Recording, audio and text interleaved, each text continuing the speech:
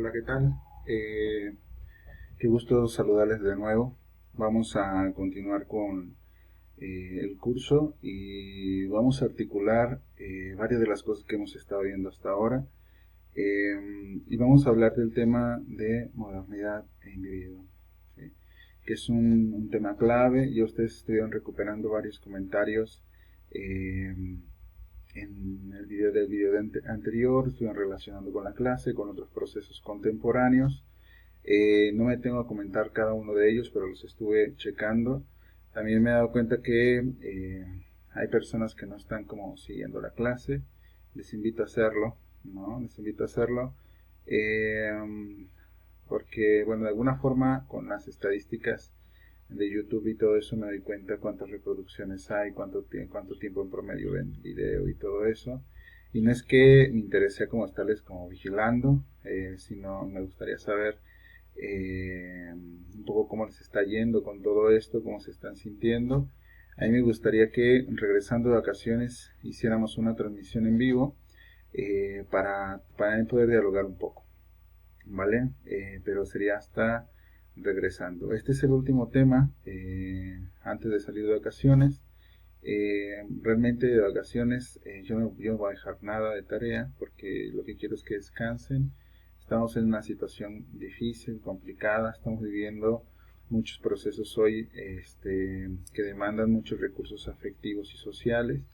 Y bueno, no, o sea, no quiero que este asunto de la escuela sea como algo que lo distraiga de estar también con sus familias y de recuperar todo esto que es bien importante recuperar ahora, que es todo este asunto de la solidaridad, de colectivizar lo que sentimos y pensamos, de acompañarnos también en lo colectivo y en lo comunitario. Y bueno, pues empecemos, ¿no? Empecemos y vamos a hablar el día de hoy entonces de modernidad individuo, ¿no? Que es un tema clave en el curso porque hemos estado viendo varios procesos históricos que nos dan cuenta de cómo se construyó la subjetividad vigente.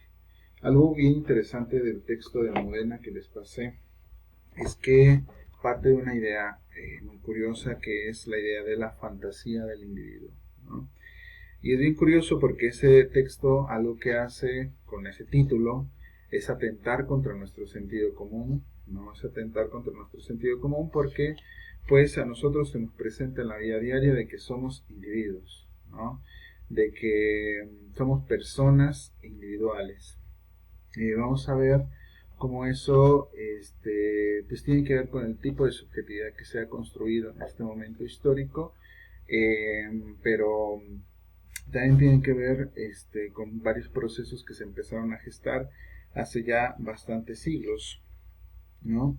Acá con Almudena nos vamos a dar cuenta de cómo se fueron gestionando esos procesos para de alguna forma que a nosotros se nos presenten casi de forma naturalizada, incuestionada, y que pues entonces cuando hablamos del comportamiento humano, esas categorías las damos por sentadas, ¿no? Algo que estamos haciendo en este curso es precisamente estar viendo todos estos procesos, pero lo que nos interesa es cómo se construye la forma en cómo nos pensamos hoy en día, en cómo pensamos a las personas, en cómo pensamos su comportamiento, por qué de esa manera, y particularmente una pregunta interesante si puede ser de otra manera, que permita, por ejemplo, construir formas de vincularnos no solo como más sanas, ¿no? Sino más enriquecedores en lo colectivo y que trabajen también, ¿por qué no?, por cuestiones como la justicia social, ¿no? Bueno, entonces vamos a hablar de modernidad e individuo, ¿no? Parecerán como dos cosas que están como completamente separadas, vamos a ver que no, ¿sí? Bueno, vamos a hablar de varios procesos acá y que me interesa detenerme en algunos y otros ya pasarlos más rápido porque los hemos visto más de alguna vez. Vamos a ver qué características tenía la modernidad naciente Ya hemos insistido muchísimo en el nacimiento del capitalismo, en cómo en otro momento histórico había otras formas de organización económica.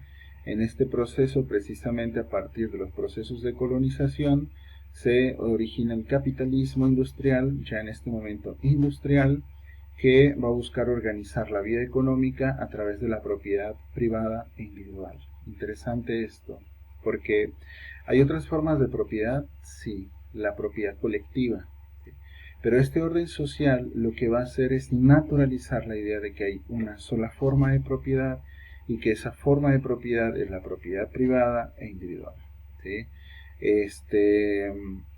Ustedes dirán, a ver, pero ¿cómo es esto, no? O sea, sobre todo porque vamos a empezar a cuestionar muchas cosas que a nosotros se nos presentan como obvias, como necesarias, como que no pueden ser de otra manera. Es decir, la historia nos ayuda a desnaturalizar, ¿no? Y esto es muy interesante. No sé si se acuerdan de la metáfora que yo les había propuesto ya hace varias clases sobre los peces, ¿no? Que me gusta citarla y recordarla porque es muy ilustrativa. Pensemos, por ejemplo, en los peces que nacen en el agua y después son llevados a otro medio ambiente. Saben que están en otro medio ambiente, pueden percibir que están en otro medio ambiente. Nosotros, cuando nos pasa eso, también podemos hacerlo, ¿no? Pero ¿qué pasa cuando hay generaciones que empiezan a nacer en ese medio ambiente, empiezan a naturalizar ese espacio artificial? A nosotros y a nuestra percepción, a nuestra subjetividad nos pasa algo similar. Lo que hacemos es naturalizar el orden social en el que nosotros nacemos. Parece, por ejemplo, que lo que nosotros pensamos, lo que nosotros sentimos, lo que percibimos sensorialmente es solamente nuestro, ¿no? Y que se remite solamente a nuestra biografía, pero lo que nos estamos dando cuenta en este curso es que hay una subjetividad social que está compartida y que no nos la podemos sacar de encima porque no nacemos en el vacío social e histórico, sino que nacemos en un momento que nos hace ser de determinada manera. Y en esto nos insistía muchísimo Almudena en su texto. Nosotros somos en función de la cultura en la que nosotros nacemos, tanto la cultura simbólica como la cultura material. Nosotros construimos esa cultura material y simbólica y al mismo tiempo nos construye y nos transforma. Esto es fascinante en muchos sentidos. Entonces, estamos desnaturalizando las condiciones en las que nosotros nacemos. Es como si los peces de tercera o cuarta generación empezaran a darse cuenta que están en una pecera, pero en una pecera con determinadas características, con determinados materiales, ciertas dimensiones, ciertos órdenes de funcionamiento, ciertas pautas de relación, de comunicación, etcétera, ¿no? O sea, lo que estamos viendo es cómo surgen nuestras formas de vincularnos en lo cotidiano, porque cuando nosotros vamos a la vida cotidiana, lo que vemos es una realidad organizada en muchos sentidos, ¿no? Y pensamos que lo que se nos presenta en lo inmediato no tiene un trasfondo estructural o histórico. Este curso y las lecturas que estamos haciendo nos están ayudando a darnos cuenta de que todo proceso de lo cotidiano tiene trasfondos estructurales e históricos y que utilizamos un montón de recursos sociales para organizar nuestra experiencia del mundo, nuestra experiencia singular. Bueno, entonces la modernidad naciente lo que va a empezar a acomodar van a ser una serie de procesos, por ejemplo en lo económico, esta noción del capitalismo industrial a través de la propiedad privada individual, también los estados nacionales con democracias liberales, ahí me falta una letra. Aquí, por ejemplo, es bien interesante cómo se van construyendo ciertos dispositivos culturales que después también van a participar en la construcción de cierto tipo de subjetividad, ¿no? Por ejemplo, la idea de derechos y ciudadanía siempre se van a pensar en este contexto en lo individual, ¿no? Es el individuo y el ciudadano el que los porta, ¿no? Almudena nos insistía muchísimo en eso, ¿no? De cómo todos estos dispositivos iban a construir cierto tipo de subjetividad y ustedes dirán, es que los individuos ya existían antes, ¿sí? es cierto, o sea, las personas existían ya, o sea, no es que no estuvieran como separadas los cuerpos de las personas previo a todo esto, sí existían. El asunto es qué conciencia tenían de sí mismos, ¿no?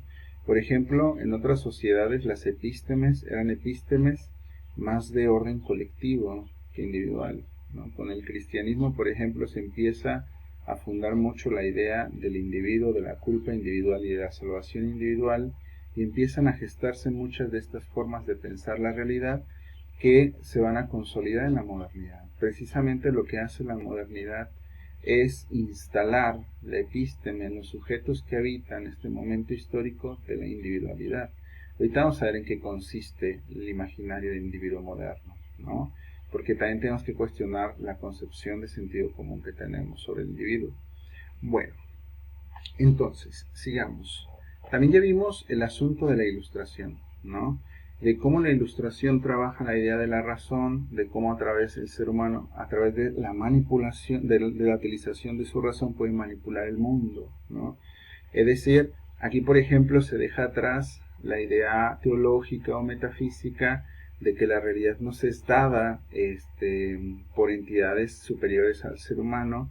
Lo que hace la ilustración es sentar la base epistemológica en el sujeto que conoce, y entonces se habla que el sujeto individual es el que porta la razón, es el portador de la razón, y su ejercicio es el que le permite manipular el mundo, ¿no? La ilustración va a construir la idea de la autonomía individual, ¿sí? La idea de que esta entidad, ¿sí? El individuo va a ser autodeterminado, ¿sí? Autodeterminado, ¿sí? Ahorita trabajo más esa idea, no lo dejo por lo pronto así. Otro elemento bien importante de este contexto histórico va a ser el mecanicismo biológico y social, la forma de pensar la vida y lo social va a ser a través como de la metáfora de una máquina, ¿no? O sea, pensemos el contexto del capitalismo industrial, que precisamente está inventando un montón de máquinas para intervenir en la realidad, y por supuesto esa metáfora se va a trasladar a entender el cuerpo humano y a entender la vida y a entender la sociedad. La sociedad es una máquina, ¿no? Esa metáfora tiene muchas limitaciones, ¿no? O sea, porque si nos quedamos con esa metáfora, nuestra forma de entender la realidad se va a reducir a encontrar relaciones, a buscar, a pensar todo en términos de funcionalidad, a pensar en partes articuladas, pero no nos va a llevar a pensar la realidad de otras maneras fuera de la metáfora de una máquina, ¿no? Las metáforas son muy importantes porque nos imprimen una forma particular de interpretar la realidad. Qué diferente sería pensar, por ejemplo, que alguien dijera, bueno, la realidad no es como una mecánica, ¿no? O sea, es como más bien una obra de arte, ¿no? Eso nos lleva a otros lados, ¿no? Una obra de arte no se entiende a partir de engranajes o partes, ¿no? Hay otros procesos que están involucrados. También otro elemento contextual bien importante va a ser la idea del cientificismo, ¿no? La idea del cientificismo, que particularmente se va a manifestar en una forma de producir conocimiento científico que se va a volver la dominante a partir de aquí, que va a ser el positivismo, ¿no?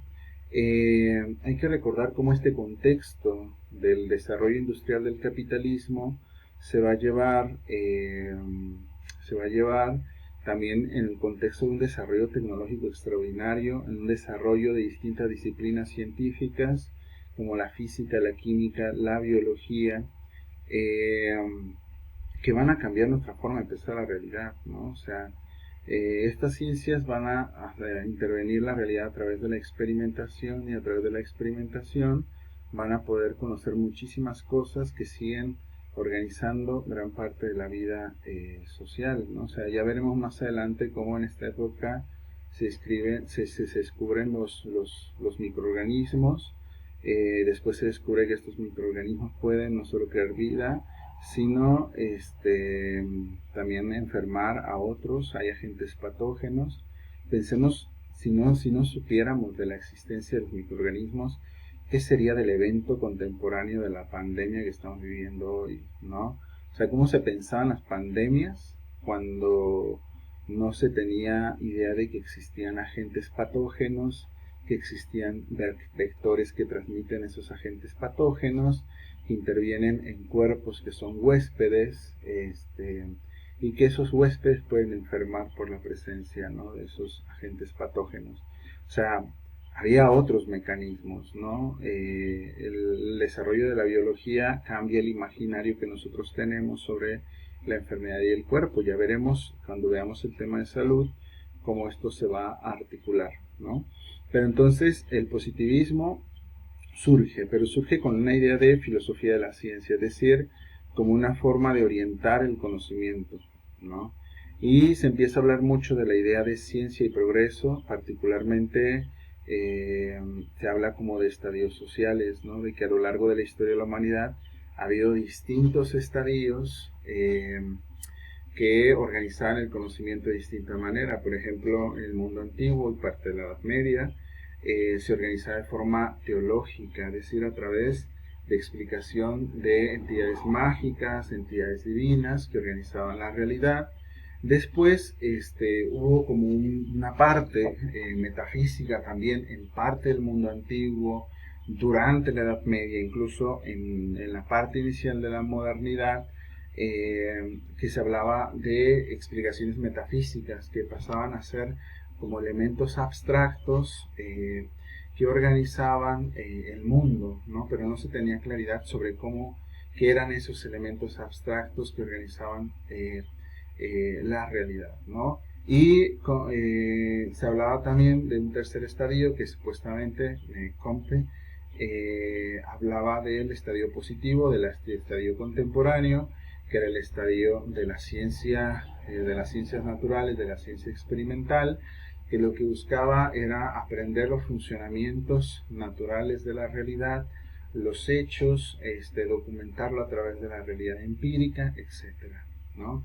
Y esta era la forma de producir conocimiento en este tercer estadio, que era un estadio superior a los previos, porque se pensaba que había una jerarquía en las sociedades, ¿no? Las sociedades científicas de la modernidad capitalista industrial son superiores a las previas, ¿no? Esta es la idea que surge en Europa sobre la idea de la ciencia, ¿no? Ya llegaremos a un punto donde vamos a tener que cuestionar todas estas ideas y las consecuencias y varios de los monstruos que después va a construir, ¿no? Porque lo cierto es que va a construir monstruos, ¿no? También este es el contexto del surgimiento de la estadística, sobre todo por la cuestión de los estados. Cuando surgen los estados nacionales, surge esta disciplina de las matemáticas, que por eso lleva este nombre de estado de estadística, ¿no? El conteo poblacional, de las dinámicas demográficas, económicas, etcétera, ¿no? Que va a influir mucho en el desarrollo de la ciencia posteriormente. Y bueno, el positivismo va a hablar de la idea de que es necesario desarrollar conocimiento objetivo, es decir, explorar la realidad material existente, desdeñar la subjetividad, ¿no? O sea, fíjense cómo acá se va a entender de forma muy negativa la subjetividad. Ya veremos que en la psicología, sobre todo a finales del siglo XX, va a haber una recuperación progresiva de la subjetividad como un elemento clave en el análisis no solo del comportamiento humano, sino de la producción de conocimiento. Entonces, conocimiento objetivo, se va a hacer énfasis en la cuantificación de la realidad, en la experimentación, es decir, en construir una situación artificial donde se van a explorar la relación entre dos variables, una independiente y una dependiente, para ver relaciones de causalidad, ¿sí? Se va a hablar de conocimiento nomotético, es decir, conocimiento que sea generalizable, comprobable, ¿sí? que se pueda hacer de nuevo, y conocimiento neutral y conocimiento, bueno, causal, que ya lo dije, ¿no? A ver, este último de conocimiento neutral, es bien curioso que el positivismo en sus orígenes habla de la idea de que el conocimiento puede ser neutral, pero es bien curioso que en el desarrollo del capitalismo el positivismo colaboró todo el tiempo para el desarrollo tecnológico del capitalismo, ¿no? O sea, y vamos a ver que el capitalismo, en muchos sentidos, surge de la explotación de otros, ¿no? O sea, este asunto de la neutralidad va a ser más como una idea que se va a promover ideológicamente, pero que en términos empíricos, pero que en términos de organización de la sociedad no va a ser así, ¿no? O sea, el conocimiento que se va a desarrollar muchas veces va a tener fines económicos y políticos. Entonces, estas son las características de la modernidad naciente. Todas estas dimensiones lo que van a ayudar es a construir la idea del imaginario del individuo moderno. Ojo con esto. Cuando decimos individuo, no estamos, cuando cuestionamos la idea de individuo, no estamos cuestionando su existencia biológica, ¿no? Como organismo particular. Lo que se está cuestionando es esta idea de que hay un individuo que se produce a sí mismo, ¿sí? ¿Qué quiere decir esto? Que nada de lo histórico, nada de lo social, de lo económico, de lo político, de lo cultural influye en cómo este sujeto se construye, ¿no? Sino que ese sujeto decide todo de sí, ¿no? Y que se produce a sí mismo, que sus decisiones lo producen a sí mismo, ¿no? Y lo cierto es que los paradigmas contemporáneos nos enseñan que no, ¿sí? Que hay un montón de cuestiones no elegidas, de trasfondos no elegidos, de trasfondos no vistos, no percibidos, que influyen en la manera en cómo me constituyo y me relaciono con el mundo, ¿sí? De hecho, la idea de individuo es precisamente una de esas, ¿no? La idea de que nada me contamina en lo que yo soy, ¿no? Si ustedes se fijan, no eligieron su idioma materno, ¿sí? Cuando aprendemos un idioma, no solamente aprendemos una forma de comunicarnos. Cuando aprendemos un idioma, aprendemos una forma particular de interpretar la realidad. Y eso no lo elegimos. Pensemos en cuántas palabras hemos inventado de lenguaje. No vamos a dar cuenta que ninguna, ¿no? A menos que hayamos inventado un neologismo y ese neologismo sea de uso social. Porque no basta con que diga, bueno, yo inventé una palabra. ¿Cuál palabra? Tecín, ¿no? Tecín, ¿no? ¿Qué es un tecín? Bueno, a lo mejor un tecito pequeño, ¿no? No sé, lo que ustedes quieran, no sé, cualquier palabra, a mí se me ocurre, ¿no? Entonces, o sea, no basta con que yo me crea como, por ejemplo, en eternidad, ¿no? O sea, ¿qué es eternidad? No sé, se me ocurrió, ¿no? No basta con que diga eso, ¿no? O sea, tiene que tener un uso social.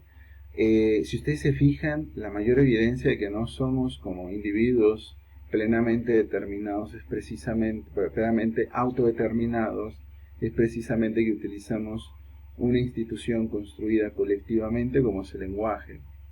Pero también es bien curioso que no solo es el lenguaje, ¿no? También nos movemos en escenarios sociales que requieren de la presencia de otros. O sea, tenemos casa no porque nosotros construimos nuestra casa y ya, ¿no?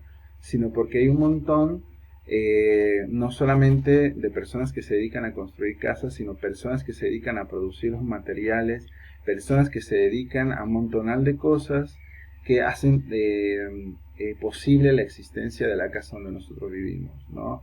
O de la escuela, o de lo que sea. O sea, cada vez que nosotros decimos es que yo soy docente en función de la existencia de otros, de una institución, de un montón de cosas. Entonces, es bien curioso que los habitantes del siglo XXI, los habitantes del siglo XX, nacimos con la idea de individuo casi preinstalada, ¿no? Con la idea de que lo otro no nos contamina y que todo lo que nosotros somos lo decidimos, ¿no? El siglo XX se va a encargar progresivamente de ir desmantelando la idea de la individualidad, ¿sí? La idea de que nada de lo que está externo a nosotros nos contamina, ¿sí? Por ejemplo, Freud va a ser tremendo porque nos va a enseñar cómo gran parte de nuestro comportamiento no es decidido por nosotros, sino que es procesado de forma inconsciente, ¿no? Que el inconsciente organiza un montón de cosas sobre nuestra vida, pero dejemos Freud si quieren, ¿no? Pensemos en casi todas las ciencias sociales contemporáneas, nos van a mostrar de forma sistemática cómo somos profundamente condicionados por cosas que no elegimos. Por ejemplo, pensemos en nuestro género, ¿no? Pensemos en nuestro género, en nuestra identidad de género. ¿Por qué de esa manera? ¿No? O sea, se desarrolló nuestra identidad de género por las condiciones biológicas con las que nacimos, es decir, por nuestros genitales, por nuestro perfil hormonal, por nuestro perfil cromosomático, o tiene que ver con las condiciones culturales. Vamos a ver que no es ni uno ni otro, sino la combinación dialéctica de ambas cosas, más adelante precisamente con todo el tema que viene, pero hay un montón de cosas, por ejemplo, sobre mi forma de ser hombre, ¿sí? De hombre heterosexual, que no están dotadas biológicamente, ¿no? O sea, por ejemplo, eh, eh, porque he visto con este tipo de playeras, ¿no? O sea, porque he visto de esta manera, ¿no? ¿Y por qué no traigo otra vestimenta? O sea, ¿por qué no traigo una falda, por ejemplo, ¿no? Hay condiciones socioculturales que se le asignan a mi sexo biológico que son completamente arbitrarias, que no tienen nada que ver con lo biológico, que pueden ser de otra manera, pero que se decidieron así, ¿no? Y el asunto es que yo las adopto, ¿no? Yo las reproduzco, incluso si me salgo de ciertas normativas, no solamente me puedo como sentir mal, sino puedo ser señalado por otros, puedo ser rechazado por otros y un montón de cosas más, ¿no? Entonces, la creación del imaginario del individuo moderno es una entidad que se preinstala en los habitantes de los siglos posteriores y que se va a cuestionar en lo sucesivo, ¿no?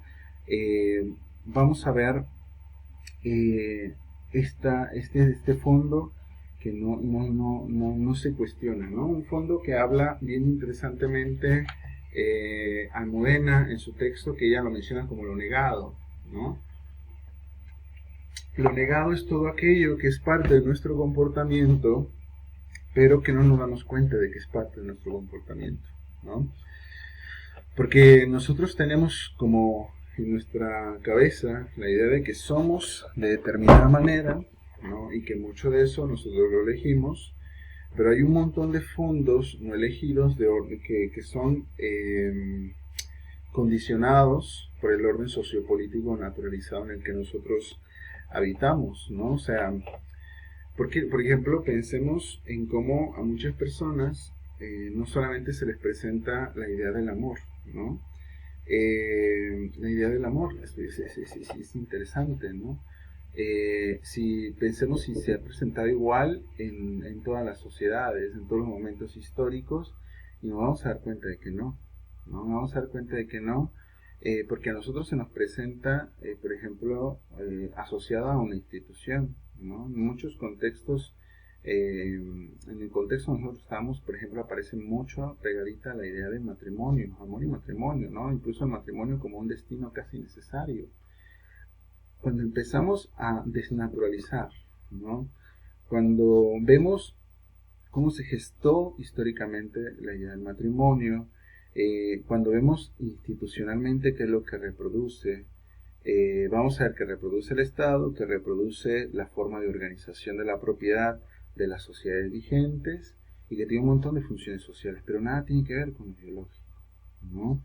Eh, Pensemos en el amor, podemos entenderlo biológicamente si quieren, ¿no? O sea, como una serie de neurotransmisores que están en nuestro cerebro, pero no se reduce a, ¿no? O sea, tiene un montón de características culturales, sociales, políticas, que conforme vayan avanzando ustedes en la carrera se van a dar cuenta, ¿no?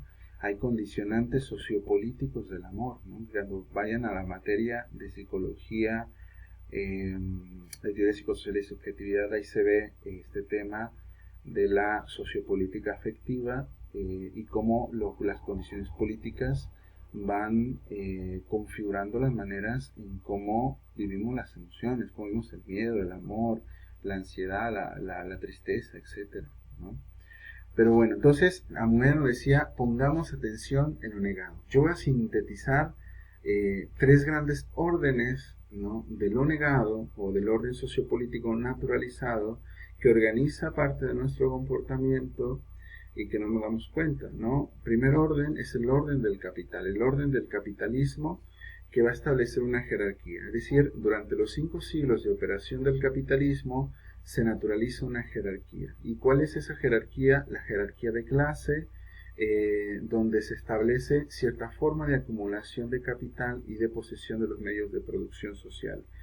¿Cuál va a ser esa? ¿No? La idea de que la burguesía puede extraer sin problema alguno el capital del trabajo del proletariado. Es decir, los sectores económicamente más acomodados tienen mayores posibilidades de acumulación de la riqueza que aquellos que trabajan cotidianamente para que esos mecanismos operen, ¿sí? El capitalismo surge con la idea de que va a distribuir la riqueza en la sociedad, ¿no? El liberalismo económico, esa es la promesa que establece. Nosotros nos damos cuenta hoy de que la riqueza no se está distribuyendo. O sea, el capitalismo es bárbaro produciendo riqueza, eso es claro y eso es un hecho. Pero es malísimo distribuyéndola, ¿no? Si nos vamos a las cifras de los reportes internacionales, nos vamos a dar cuenta de que la riqueza se concentra cada vez en pocas manos y la mayoría cada vez se reparte menos, ¿no? Para que se den una idea, el 60% de los habitantes del siglo XXI viven con menos de $2 al día, y este es un dato del Banco Mundial, ¿no? Entonces, este orden del capital naturalizado lo que va a hacer es establecer una forma de extracción de capital a través de la naturalización de las clases sociales, ¿no? Y hay quien va a decir es que este es el único orden posible, el único orden natural, el orden más justo, y precisamente pasa por estas naturalizaciones, ¿no? Bueno, ¿qué otro orden se va a establecer con la modernidad? Es precisamente el orden colonial, que va a ser la jerarquía de raza, y aquí se va a naturalizar la idea de que la extracción del capital, la extracción de la riqueza, puede darse de las razas blancas a las razas no blancas, ¿no? Y el tercer orden, que no lo habíamos visto en el curso, que empieza a aparecer con Almudena, es precisamente el orden patriarcal, ¿no? Donde se va a establecer la jerarquía de género. Y tiene varias betas. Primera beta, ¿no? Primera beta, bien importante, negación de la diferencia y de la diversidad sexual, estableciendo el binarismo de género. Es decir, solamente hay dos, ¿sí? Hombre y mujer, ¿sí? No hay intermedios, ¿sí? Esta es una primera forma en cómo se presenta el orden patriarcal, ¿no? Negando la diversidad sexual. Hoy, por ejemplo, estamos en un proceso de despatologización de la diferencia sexual, pero en otros contextos, como lo vamos a ver más adelante, a la diferencia y a la diversidad sexual se le va a presentar como anómalos, ¿no? Y es parte del orden patriarcal. El orden patriarcal, ¿qué forma tiene? Tiene la siguiente forma. Los varones van a ocupar el espacio público, que es el espacio del capital y del poder estatal, es decir, los hombres van a poder acumular riqueza y van a poder gobernar. Pensemos en mujeres que hayan acumulado una gran cantidad de riqueza y hayan ocupado puestos de poder a lo largo de la historia, y vamos a encontrar muy pocas excepciones. Pero en cambio, pensemos en los varones que han ocupado espacios de poder y espacios de acumulación de la riqueza a lo largo de la historia, y vamos a encontrar que son la regla y no la excepción, ¿sí? El hecho de que las mujeres sean la excepción, ¿sí?, y que no sea como por ejemplo 50 y 50, ¿sí?, marca un patrón histórico, ¿sí? Ese patrón histórico es el orden patriarcal, es la idea de que por tener ciertas características biológicas se deben ocupar ciertos espacios. En este caso, los varones ocupar el espacio público con estas características que acabo de mencionar. En cambio, las mujeres son relegados al espacio privado. Y en este espacio privado, sobre todo, se van a encargar del trabajo doméstico y del trabajo del cuidado. Es decir, no van a ocupar puestos de producción de riqueza, pero tampoco puestos políticos, puestos de gobierno, ¿no? O sea, pensemos en la idea del voto femenino, ¿no? De cómo fue una idea construida hasta el siglo XX, pero los siglos previos esa idea no existió, ¿sí?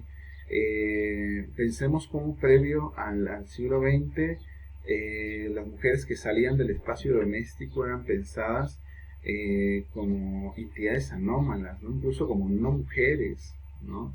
Y hay muchísimas cosas más, ¿no?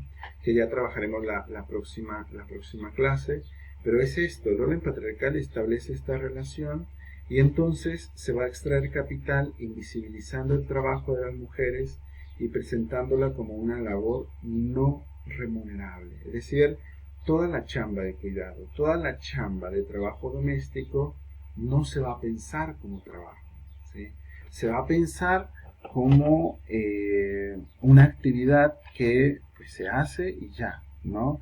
Pero ustedes se fijan, el orden social que nosotros conocemos no se sostendría sin el trabajo de cuidado, ¿no? El trabajo doméstico.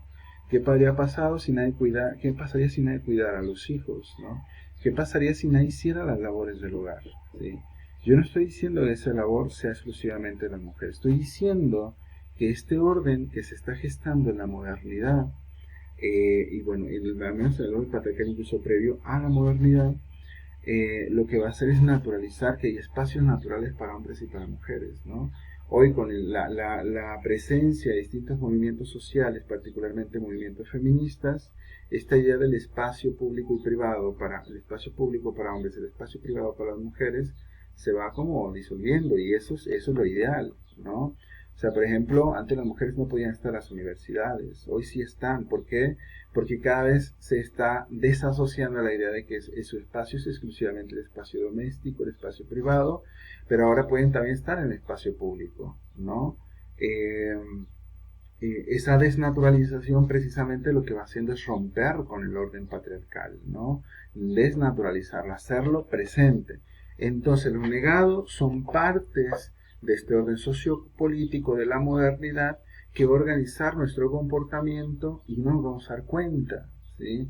O sea, nosotros nacemos en un orden social, en una pecera que establece un orden del capital, un orden colonial, un orden patriarcal y incluso la ciencia va a naturalizar muchas de estas cosas. La ciencia, cuando se empieza a ser consciente que naturalizó eso, es sino hasta la segunda mitad del siglo XX y que empieza a trabajar activamente por desnaturalizarlo y por hacer evidente todo esto porque también le va a interesar el asunto de la justicia social de los derechos humanos, ¿no?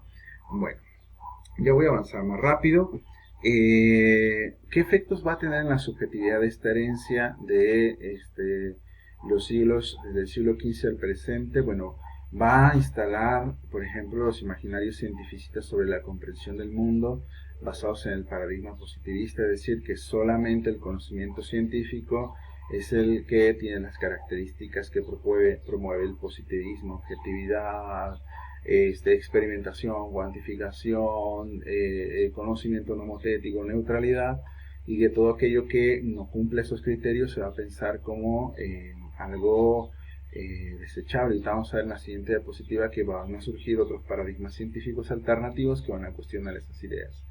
Bueno, y algo que nos dice Almudena, por ejemplo, en el texto que les pasé, es que también la modernidad y la ilustración particularmente nos van a heredar la idea de la separación entre razón y emoción, considerando que las emociones no participan en la producción del conocimiento, ¿no? Esta idea es muy particular, ¿no? O sea, muchas veces nos dicen que, digamos, qué es lo que pensamos sobre, y entonces lo que hacemos es empezar a racionalizar y no hablar de cómo nos sentimos. Pero lo cierto es que siempre que nosotros producimos conocimiento, estamos hablando desde un terreno afectivo, ¿no? Y que claramente nos dicen hoy las neurociencias. Esta idea de que somos como plena razón es falsa, ¿no? Tenemos la capacidad de racionalidad. Que todo el tiempo estemos utilizando la razón, eso es falso, ¿no? En lo cotidiano nos movemos mucho por la intuición, por lo que sentimos, ¿no? Por este tipo de cosas. Y las emociones son fundamentales para organizar la vida cotidiana, ¿no? Es bien curioso que se niegue la importancia de las emociones porque también, por ejemplo, una jerarquía patriarcal va a ser asociar a los varones con la razón y a las mujeres con las emociones, ¿no? Si todo el mundo se organiza sobre la idea de racionalidad, ¿no? Si el poder se organiza sobre la idea de racionalidad, obviamente el poder se va a sentar sobre a quién se le asocia con la razón, ¿no? Que es el caso de los varones. Y entonces la emotividad se va a pensar como algo carente, desordenado. Pensemos, por ejemplo, lo que debatían muchos de los congresos cuando se estaba discutiendo la idea del voto femenino, ¿no? Se estaba discutiendo si las mujeres tenían la suficiente capacidad de racionalidad para poder votar, porque se les asociaba con la idea de emotividad, ¿no? Pero pensemos cómo también la emotividad es bien importante en muchos sentidos, ¿no? Y negarla puede generar como ciertas condiciones como atroces. O sea, pensar que la razón no requiere de las emociones es una dicotomía falsa, ¿no? Porque mucho de la que utilizamos en lo cotidiano, como por ejemplo nuestra racionalidad, si no lo utilizamos con empatía, por ejemplo, puede crear como atrocidades horribles, ¿no? Pensemos en cómo hoy, por ejemplo, muchas personas frente a todo esto de la pandemia que estamos viviendo, piensa desde lo individual, piensa desde la idea del costo-beneficio, y entonces dice, bueno, pues yo voy a acumular tanto como pueda de distintas cosas para garantizar mi sobrevivencia, y se van y compran y compran y compran un montón de cosas, que a tal grado que vemos que hoy hay países, por ejemplo Estados Unidos, donde pasó profundamente esto, que hay desabasto de muchísimas cosas y hoy hay personas que están implementando trueques, ¿no? De cambiando rollo por huevo. Es una de las cosas que más están intercambiando como trueque. ¿Por qué? Porque la gente fue y compró cajas de huevo, cajas de rollo, ¿no? Y que hay acá hay cero empatía, ¿no? Acá hay cero empatía, hay supuestamente una evaluación de costo-beneficio, pero también hay muchísimo miedo, ¿no? Fíjense cómo se ocultan las emociones en esta idea de racionalidad, y que bueno, la modernidad capitalista industrial racializada de género va a ser como esta separación entre razón y emoción. Y fíjense cómo hay teorías en la psicología que hacen eso, ¿no? O sea, por ejemplo, el cognitivismo eh, separa mucho la idea de razón y emoción y nos dice que somos como computadoras, pero curiosamente las computadoras no sienten, ¿no? O sea, vean la potencia de una metáfora que viene desde la ilustración y que sigue vigente en nuestras epistemologías, ¿no?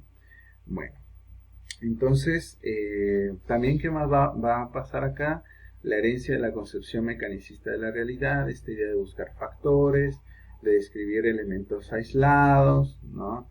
O sea, más que, por ejemplo, si la subjetividad es como un coche, ¿no? O la sociedad es como un coche, ¿no? Habría que estudiar las partes del coche aisladas, se le pueden estudiar aisladas y ver qué sistemas fallan. Eso es lo que establece esa metáfora, ¿no? Pero nosotros no somos un coche, ¿no? O sea, nosotros no solamente es cómo funciona, nuestro organismo no solamente funciona como máquina, ¿no?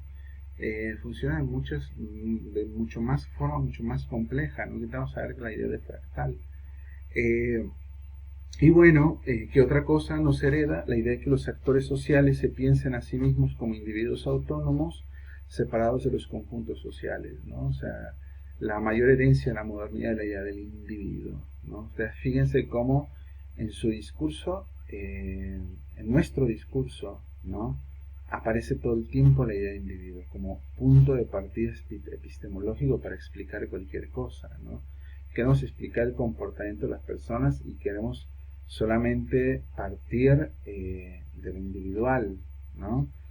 No queremos partir de otras nociones sociales, por ejemplo, para entender por qué una persona habla como habla. Bueno, Y bueno, finalmente la herencia también que va a dejar la modernidad va a ser la naturalización cognitiva y afectiva del orden capitalista, racial y patriarcal, ¿no? Eh, Hay paradigmas alternativos que precisamente nos van a decir que es muy importante poner énfasis en otras cosas, paradigmas que van a surgir hasta el siglo XIX y XX, incluso XXI, y que van a hacer énfasis en la producción comunitaria del conocimiento y la realidad. Es decir, el individuo no es el punto de partida epistemológico, es la comunidad. Pensemos, ¿no?, cómo la pandemia está poniendo en crisis la idea del individuo, ¿no? Si uno piensa que esto se va a resolver solamente, ¿sí?, a través de estrategias individuales, bueno, no sé, no creo que haya alguien así, ¿no? O sea, precisamente lo que estamos dando cuenta con todo este asunto de la pandemia es la profunda interdependencia que tenemos unos de otros, eh, y de cómo esta independencia genera formas de enfermar, pero no solo eso, o sea, la única forma de salir de esto es comunitariamente, ¿sí? No basta con que yo me haga inmune a la enfermedad, ¿sí? Si la comunidad, ¿sí?, si el conjunto poblacional no desarrolla inmunidad comunitaria, ¿sí?, el orden de lo que conocemos no se va a sostener, ¿no? Entonces, la idea de individuo no nos ayuda a explicar esto. O sea, lo que nos ayuda a explicar es cómo nosotros somos organismos profundamente dependientes de conjuntos sociales, ¿sí? Que eso es distinto, ¿no? Todo nuestro organismo depende de todos estos conjuntos sociales, ¿no? A los paradigmas alternativos también van a hacer énfasis en la relación dialéctica entre el mundo y la cultura material, ¿no? Y los sujetos sociales. Es decir, bueno, usted ya lo había explicado, nosotros somos lo que somos porque construimos cosas, pero al mismo tiempo esas cosas que construimos influyen también en cómo nos vamos a armar nosotros mismos, ¿no?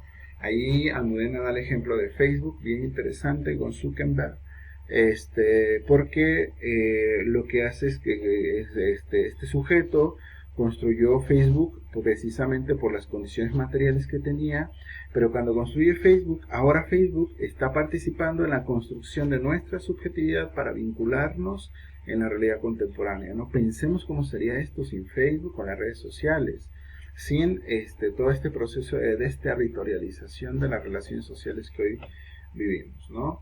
También los paradigmas alternativos van a hacer énfasis en la historicidad del comportamiento humano, en la historicidad de los fenómenos, van a hacer énfasis en el análisis del poder y su participación en la producción de conocimiento, es decir, quiere hacer explícito cómo los procesos históricos y políticos han construido las formas en cómo leemos la realidad hoy en día, porque lo que queremos es construir conocimiento complejo, o sea, no queremos simplemente asumir ingenuamente que accedemos a la realidad ya, sino que accedemos a la realidad en ciertas condiciones específicas.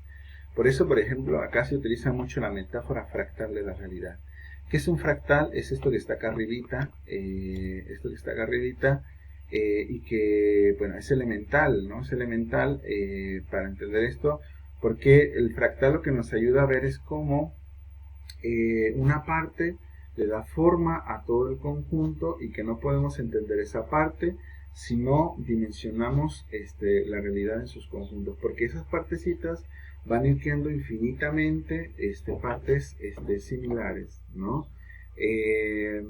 No podemos interpretar el fractal sin interpretar el conjunto de los elementos que lo sostienen, ¿no? Igual que las personas o los organismos que somos, no podemos interpretar cómo nos comportamos si no sabemos cuáles son las condiciones que nos están rodeando, ¿no? Y bueno, también los paradigmas alternativos van a hacer énfasis en el compromiso con sectores socialmente vulnerados, pero también históricamente vulnerados. O sea, porque hoy queremos hacer énfasis en que debemos cuestionar las epistemologías, las herencias raciales, las herencias clasistas, las herencias patriarcales en la psicología y otras también herencias violentas, porque precisamente queremos rescatar la diversidad del humano rescatar la complejidad de la realidad y muchas otras cosas. Bueno, esta clase entonces tenía el propósito de ver cuáles son las herencias de la modernidad en el individuo, ¿sí? ¿Cuáles son las herencias de la modernidad en el individuo? ¿Sí?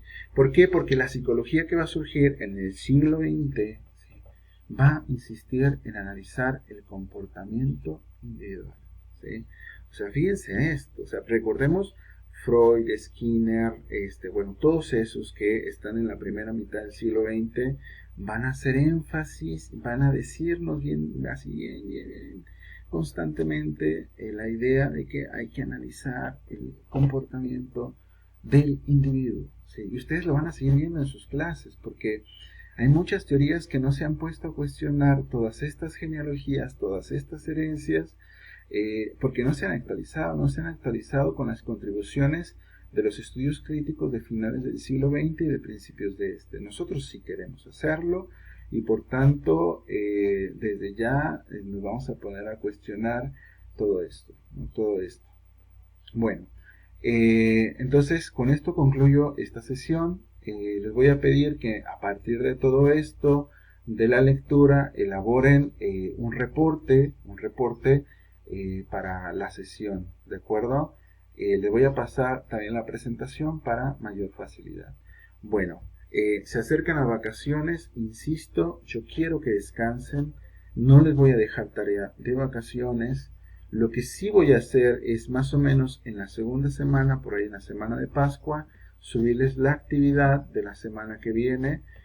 Ya ustedes decidirán si la hacen desde entonces, pero les voy a dar tiempo suficiente para que la hagan en la semana entrando. No es mi intención saturarles, mi intención es que trabajen y que tengamos como los elementos esenciales para que se cumplan los objetivos de esta materia, ¿no? En ese entonces también les platicaré sobre cómo lo hacemos para la transmisión en vivo. Y bueno, ¿por qué les digo todo esto? Porque antier se declaró, no ayer, no me acuerdo bien, se declaró emergencia nacional hasta 30 de abril. Eso quiere decir que se van a terminar las vacaciones y nosotros no vamos a poder regresar. Incluso se habla de un regreso escalonado a la vida social en función de cómo vayan avanzando todo esto, esta cuestión de las cifras y del contagio del COVID. Entonces, yo creo que vamos a acabar el semestre así, ¿no? Vamos siendo realistas. Esto está tremendo, esto es histórico, y entonces, para que no nos desanimemos, ¿no? Y tenemos que hablar también sobre cómo vamos transitando todo este asunto de la pandemia. Bueno, pues yo les agradezco, les mando un abrazo, les mando mis mejores deseos para todo esto que estamos pasando, que no es nada fácil. Y bueno, yo les agradezco muchísimo su paciencia y bueno, nada más que decir. Muchas gracias.